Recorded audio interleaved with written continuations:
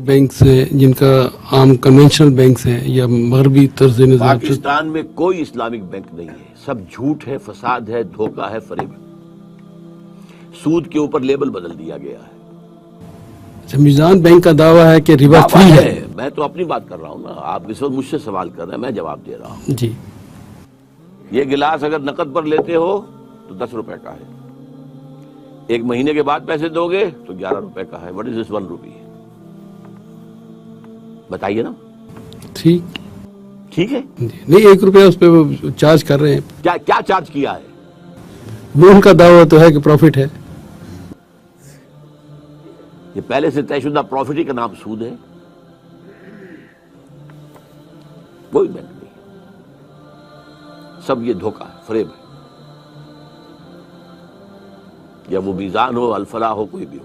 जी, ये जो कारोबारी लोग हैं, जब किसी माल की कीमत गिरती है तो वो उसको गिरा कर बेचते नहीं हैं। वो कहते हैं जी हमने तो पुरानी कीमत पे ख़रीदा है, जब ये माल निकल जाएगा, नया आएगा, तो फिर हम नई कीमत पे, कम कीमत पे दे। तो क्या ये भी सूद नहीं हुआ कि वो कहते हैं हमें नफ़ा ही नफ़ा हो, नुकसान ना हो तजारत में? असल में ऐसा है, अगर कोई शख्स अपना माल रोकना चाहता है तो उसे इसका इख्तियार है, बशर्ते के मार्केट के अंदर अवेलेबल हो माल। अगर माल मार्केट में सिरे से अवेलेबल न रहे, होर्डिंग हो जाए, तो ये हराम है। सूद का ना आप इतलाक कीजिए, इस पर होर्डिंग है। होर्डिंग जो है एहतिकार हराम है। वैसे तो ये जाहिर बात है कि एक शख्स जो है उसने अपने स्टोर के अंदर इतने हजार मन जो है गंदम रखी हुई है बेचने के लिए, लेकिन ये है कि ये नहीं है कि बाजार में गंदम अवेलेबल नहीं है। बाजार में गंदम मिल रही है, उस वक्त तक इसे आप एहतिकार नहीं कहेंगे। लेकिन ये है कि अगर गंदम न मिल रही हो और आप रोक कर बैठे रहे तो ये एहतिकार है और ये हराम है। जी। और किसी भी बुराई का साथ देने वाला वो भी उसी में शामिल होता है, चाहे वो उस बुराई में खुद शामिल ना हो। जिस तरह बैंक हैं, अब इसमें हम लोग अपने पैसे जमा कराते हैं, लेकिन वो तो उस पैसे से भी सूदी कारोबार करते हैं। क्या हमारा उन बैंकों में पैसा रखना जायज़ है? मेरे नज़दीक बैंक में पैसा रखना, एक तो हो सकता है कि आपने वो सेविंग बैंक का अकाउंट रखा हो, सूद ले रहे हो तो हराम।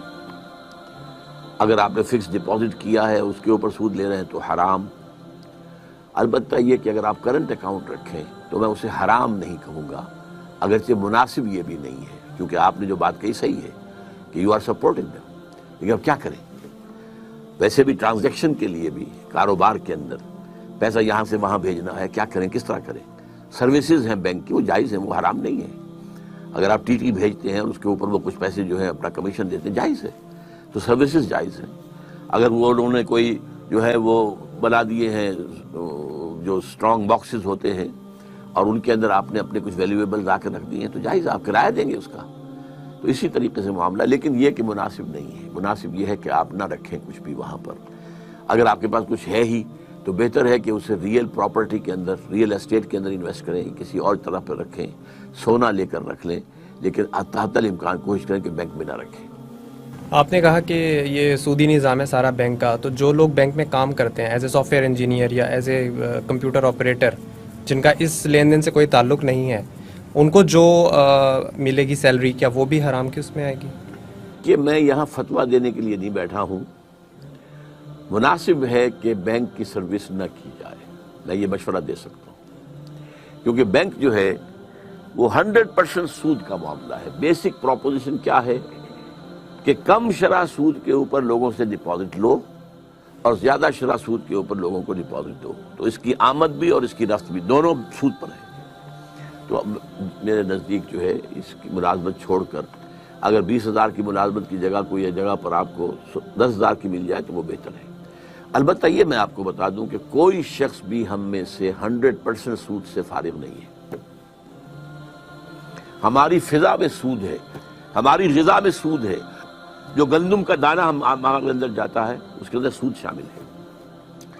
उसके लिए बीज खरीदा गया था सूदी कर्जे पर, उसके लिए पेस्टिसाइड्स खरीदे गए थे सूदी कर्जे पर, उसके लिए खाद ली गई थी सूदी कर्जे पर, उसके लिए अगर ट्रैक्टर लिया गया था सूदी कर्जे पर। एक दाने में सूद है। तो हुजूर ने फरमाया था कि एक ज़माना आएगा कि चाहे कोई शख्स सूद खाए ना, लेकिन सूद उसके अंदर सूद का गुबार या दुखान ज़रूर जाएगा।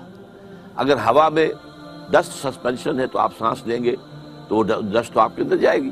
اگر اس کمرے میں خدا نہ خواستہ اس وقت کوئی ایسی شکل ہو جائے کہ دھواں بھر جائے تو سانس لینے کے لیے آپ کو جینے کے لیے سانس لینا ہے اور سانس کے ساتھ دھواں جائے گا. یہ دو ہی الفاظ حضور نے استعمال کیے, غبار اور دخان. یہ تو جائے گا, یہ تو ہر ایک کے اندر جا رہا ہے.